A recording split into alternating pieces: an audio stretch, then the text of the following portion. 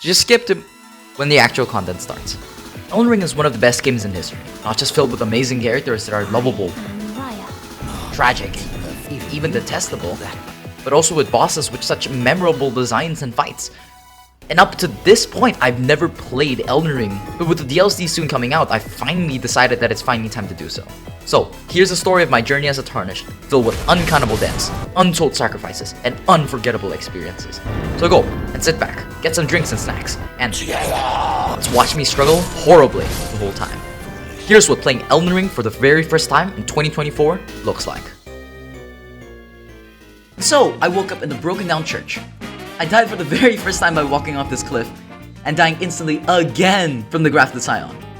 I got my flask from my girl Melina, and I blitzed my way through the story. Finally, reaching the top, I grabbed the Site of Grace and talked to Vare. However, you are maidenless. And hey, did you know that NPCs in Elden Ring will actually aggro on you if you attack them? Yeah, he killed me. Over and over and over. I was getting spawn killed by this guy with no escape or hope of victory at all. So in the end, I just had to run away as soon as I respawned to get to the Church of Ele. And from here on, I met our best girl Melina, only to get called maidenless again. I accepted the accord grudgingly and took Torrent with me. And I kid you not, it took me 10 hours to figure out how to use Torrent. Continuing on, I finally got to my first boss of the playthrough, Market the Fell Omen, where I really understood the scope of difficulty in Elden Ring. And oh my god, is this guy so frustrating for me to fight against. With such a narrow map to work with, I kept on falling over the ledge without even damaging him once.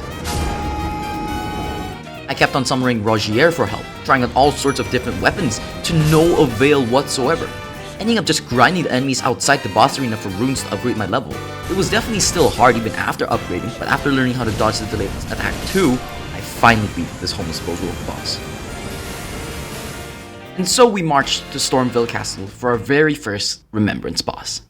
The amount of clawed and fire-breathing birds in this castle is just crazy. And add millions of armored knights and enemies of every kind in every inch of the castle and you'd get my personally worst area to go through. Frustrated, I decided to just take a break and just explore the lands between first. And so I went to Mistwood Forest to go finish up Blight's quest, to get the Bloodhound's Fang, amazing weapon by the way, the Church of America for the Wondrous Physic, and only after all that did I actually start going back through Stormville Castle again. And to finally get to battle Godric. And oh my god, is his introduction so cool. With the music and the cutscene. No one's lying when they say Elden Ring has the coolest bosses, because every Remembrance boss has such a cool fight and design. Now, the fight wasn't too much of a trouble for a boss with such an entrance. Just add some blood grease to my Bloodhound's Fang and summon Feli Lu. Boom, you sound for good. Picked up his great rune to never really use it in my playthrough ever, and moved onwards to Liurnia for the Full Moon Queen, Renal. It was around this time as well where I decided to go for a dual greatsword build with a staff to cast low level spells for long ranges. So I opted with a strength int build that has a little bit of int. Little did I know how much of a mistake this would be. Grabbed the key to Hogwarts, bullied some ugly frogs, and met Raya and Bogard. I bought some prawn, gave the necklace back from Fukina Manor, and I finally entered the Academy of Raya Lucaria. I've said how annoying Stormville Castle is, and this one isn't too far behind with all the snipers everywhere. I picked up the Carrion Knight set since it looks amazing, and it has amazing stats as well, and continued pressing on and slide open the library doors of Raya Lucaria. I breathed in the musty air, and I got welcomed by these pasty white kids. And honestly, the fight wasn't that hard, until I found out there was a second phase. A witch that I thought was my buddy just summoned Prime Renala to fight me. Wasn't that hard still, just dodge out the first Comet Azure and just summon wolves to stunlock her to death. But with her done, I rode out to the Dectus lift and fitted together the two halves of the medallion to get to the yellow land of Altus Plateau. After getting a Site of Grace there, I came back to Caelid to finally give the great General Radahn the send-off he needs. For the Radahn fight, I wanted to try something new. The dual greatsword build was just too slow, so it was decided to get the Moonveil and the Meteorite Staff for the fight. I got lost while trying to find the Moonveil, got ambushed by Anastasia, and finally getting the Moonveil from the Magma Worm with it. All I had to do was travel to Redmane Castle, talk to Jaren, watch Radahn's cool backstory, to finally get the Radahn fight I was waiting so long for. And my god was this fight so cool. I had some problems the first few tries, a lot of stupid mistakes, and just trying out many different tactics. Tried nothing but rock sling attacks from afar, even tried letting my teammates kill him for me, only for none of them to work. In the end, I just decided to go try the normal way, to just get in close and just slash at him. It was here where I understood the raw power of transient moonlight combined with rockstone, and I instantly fell in love. And ever since then, I've always used the moonveil throughout my playthrough, which, if you didn't notice there, will be a horrible mistake later on. With my katana and staff in hand, I pushed through a few more tries, and finally, this happened.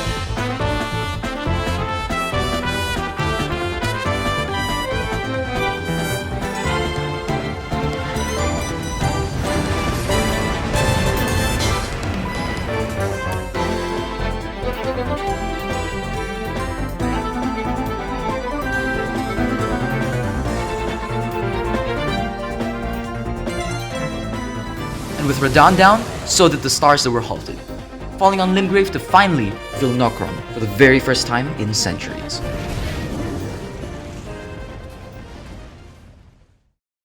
I went straight for it, dying a bit too much times for sure, but I did make it in the end. The view was just amazing, with all the stars on the ceiling, with the ancient gothic buildings. And can we talk about the Mimic Tier fight for a while? It's just so cool for me. Just finding your clone that has all your weapons and all your spells. The whole time I fought this mini-boss, I was just enjoying my time with it. And set off for Caria Manor to give our resident witch Ranni a visit. I killed Loretta. I found Ranni, and I visited the whole gang of the EG and even this jerk Selvus, and kickstarting her entire quest for my planned endgame build. But continuing her quest will have to wait, because now I'm just losing my mind trying to kill the Draconic Tree Sentinel. Draconic Tree Sentinel is the single most annoying boss in the whole game. I could have just stayed on the ground and fight it that way, but no. I just had to fight him on horseback. It took so long that I just gave up and just cheesed him with poison mist. This took at least 10 minutes, but I'm not regretting it at all. But with him down, the Royal Capital is up.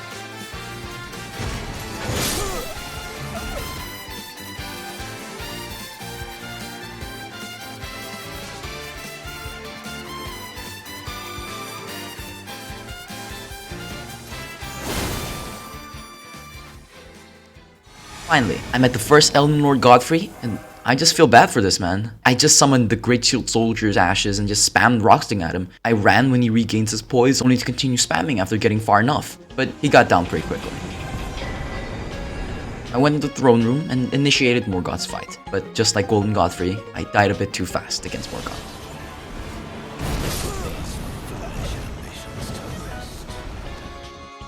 Yeah, no, I got out of the city as fast as possible and started Goldmask's questline. And I know it's not as badass as the Lord of Frenzied Flame ending or Dung Eater's ending, but I still decided that this is the one that I want to use to mark the end of my journey. I found Goldmask and showed Corinne the way. I fast traveled to Volcano Manor and worked my way to Rykard. Now, the journey was annoying, specifically the man snakes that are literally the spawn of evil. I got flashbacks from this guy.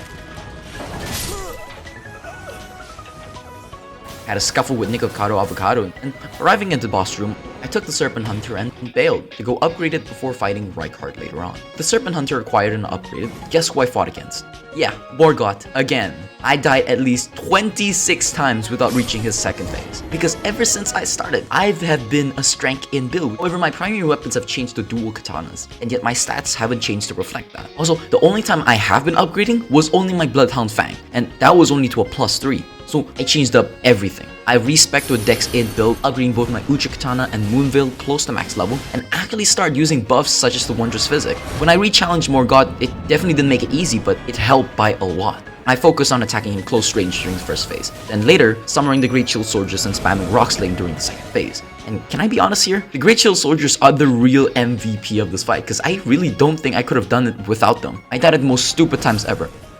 Again, and again, and again. I pushed on, and I killed him. But I didn't get the recording of it. I did a bit of side quests before actually going to the Forbidden Lands, such as progressing with our actual best squirrel Millicent's quest.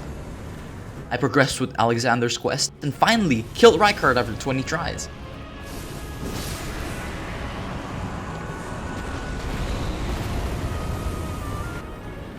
But once that's done, I made my way to the Forbidden Lands. Now the journey wasn't too much trouble, uneventful at best, but at least the views were just amazing the whole time. Then went further up to arrive at the Fire Giant's arena to finish what Godfrey did. Now, the Fire Giant has 42,000 health, the chunkiest of all bosses in Elden Ring, with a ton of one-shot moves options that are extremely dangerous. And if those said moves options aren't one-shotting, there's this weird spot where it makes me lose around 85% HP. And whenever I drink my flask, it only heals up to 80%, and which on the next one-shot move will kill me instantly. So it's always a dilemma for me. Either way, I keep on losing flasks at such an alarming rate, it became my top concern for the whole fight. I kept on dying at the beginning because I'm stupid, or dying during the second phase when he spews out flames. And I shouldn't have done this fight on horseback because somehow fighting a giant on foot is just so much better, like what Torn can do. Well, this continued over and over, having many close chances of victory, but also a lot of stupid mistakes as well. And so for the next 1 hour and a half was spent on this boss accomplishing nothing. And finally, when I thought everything was going so well, I didn't even get the recording of the kill.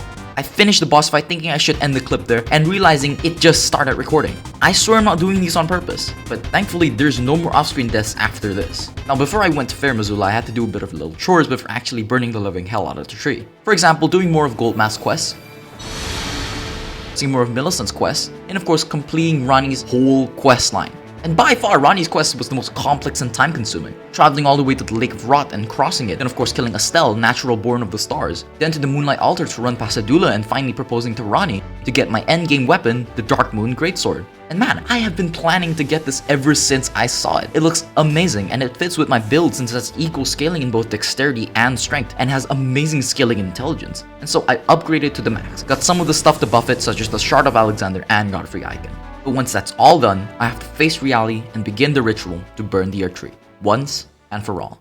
I hopped on Torrent, scaled my way to the Fire of Giants, and finally start the end. And Jesus, it doesn't get any better knowing that Malenia is going to die beforehand, and as she burns herself, I can't help but feel for how there was such little time spent with her. But what's done is done, and the next thing I knew, I woke up at Farum Azula. Farum Azula, the location of the Rune of Death and the very last leg of the journey. We're very much at the endgame now. Now, there's no time to stop, so I started my way through the rune-strewn floating islands, killing my way through the hordes of the beastmen, dying way too much times from falling off the islands, getting crapped on by the dragons. Through all the battering, I managed to get my way to the boss room of the Godskin duo. Fully equipped, found God in the boss room to start the fight. I made both of them sleep, blasted them with my fully buffed Moonlight Greatsword to instantly down both of them. And well, you know what happens next.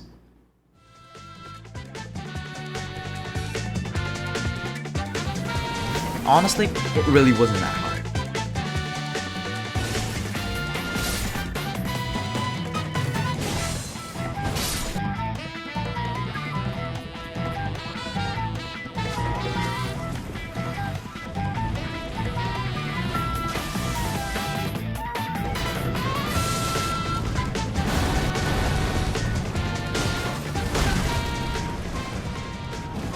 And then I entered the boss room for the very first time.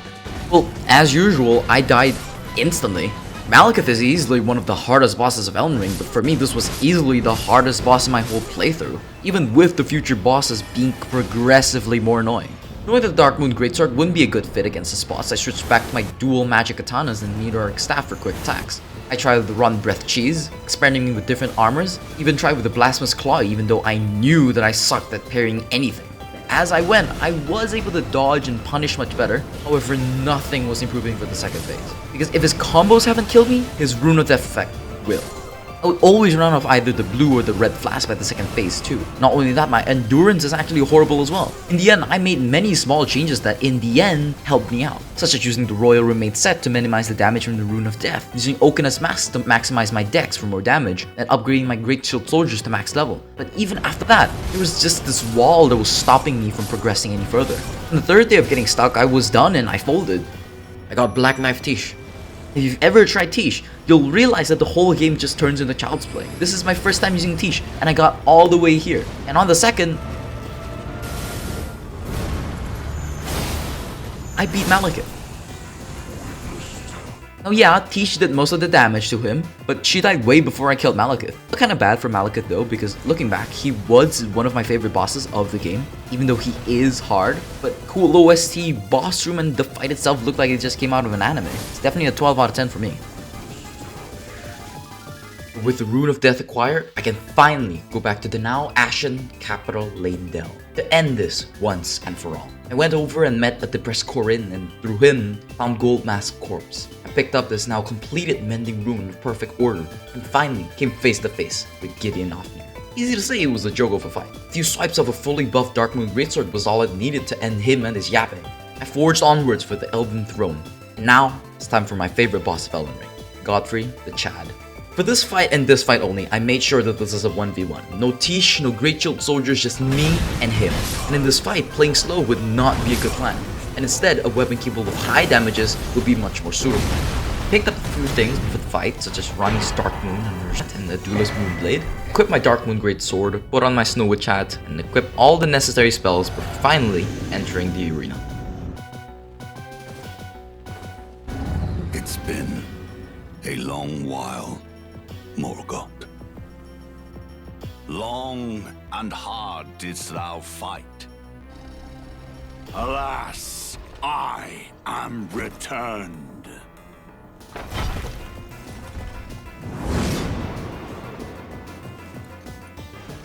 To be granted audience once more.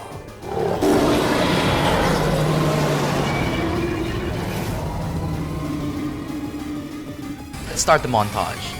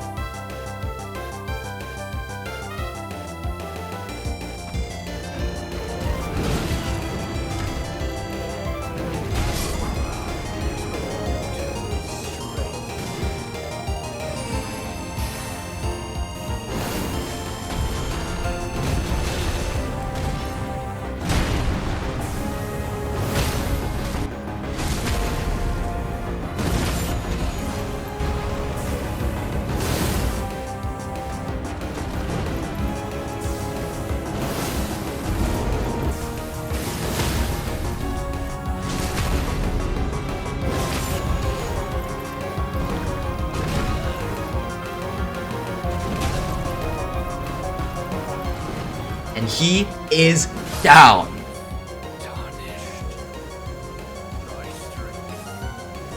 Proceed to rest up and walked up to the burning year tree. Then I entered.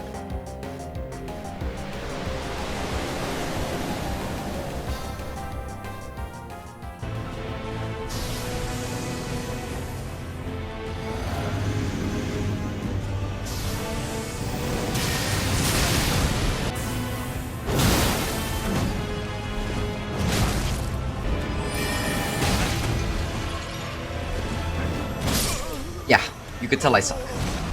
And yeah, you could tell this isn't gonna be an easy fight.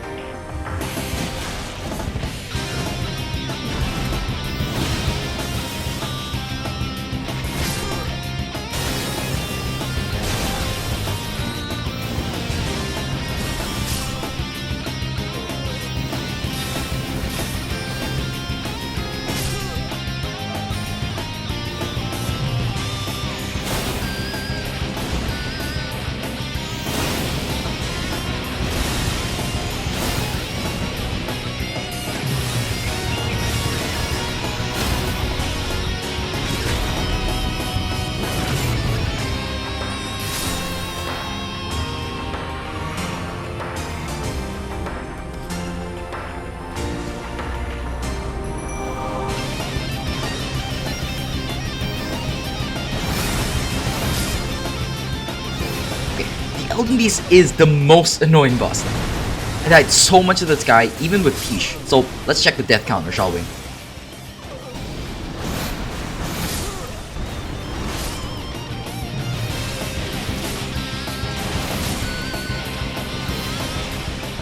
I am not going to give up here. And finally, this happened.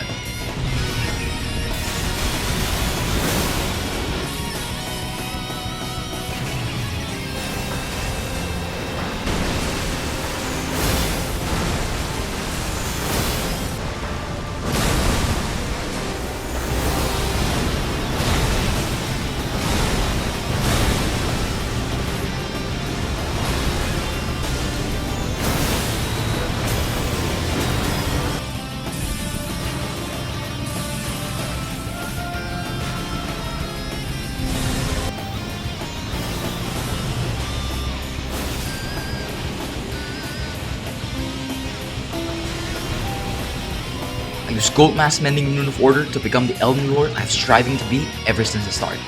But when I look back, was it really all worth it? As my journey progressed, countless of my allies died one by one, only to slaughter Alexander for his innards, to Malenia having to burn herself for me. The answer? Well, yes, of course. Elden Ring has been a really fun experience, and even though there was a constant pain of dying over and over, I'm still glad I got the game. Going forward, I'll definitely try out more Souls-like game.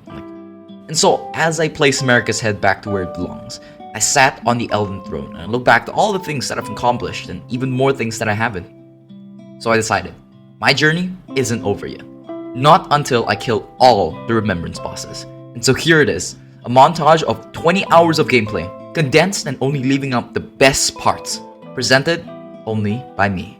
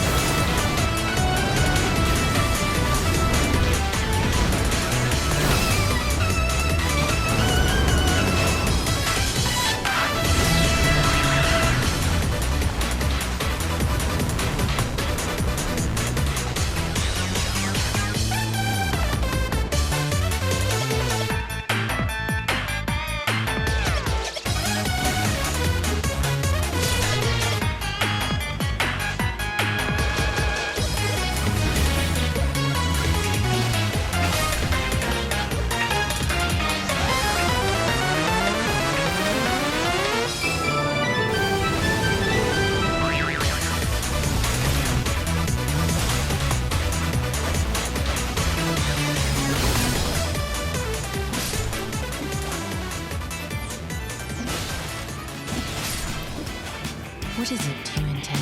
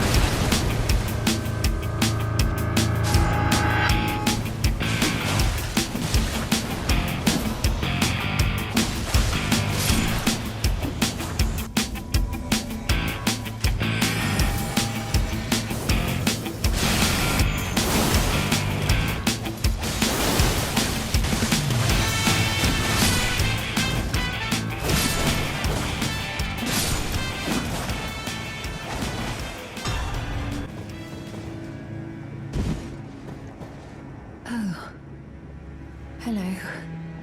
Thank you for lending your hand. But this is where things end. Let me pass alone.